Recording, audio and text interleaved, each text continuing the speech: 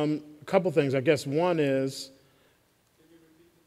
question is, how does a church working on becoming multicultural, like in that journey, how does the dominant race not over, like, how do you engage with people who are other if you're of the dominant race? And I think what I've learned is that authenticity is very, very important, right? So we didn't ask any white person coming in our church to not be themselves, right? That becomes a mistake. Like, there's always the cool white guy who, and if he's legitimately cool like Ken, then all right? But if not, like, you don't need to act like that, right? So authenticity is very, very important on both sides because that opens conversation. And I think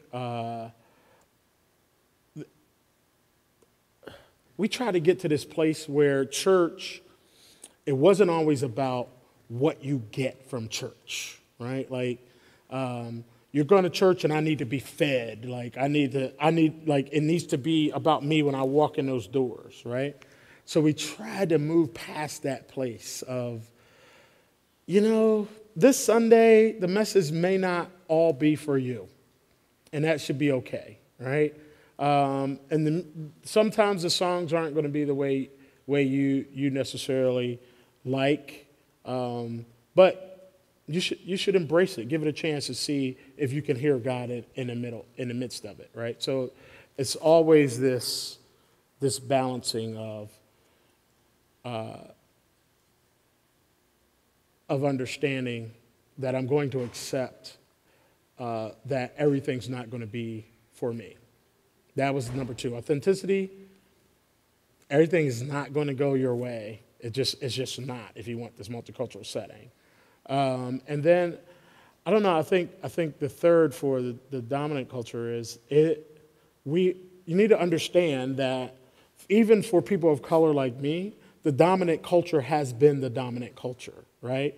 So I'm not even all the time used to speaking up about what I really want, right? Or what really feeds me or what I really believe because I'm a part of this culture in our country and in our society where the white has been the dominant culture. And so I don't always speak up in an audience that's mixed or predominantly white.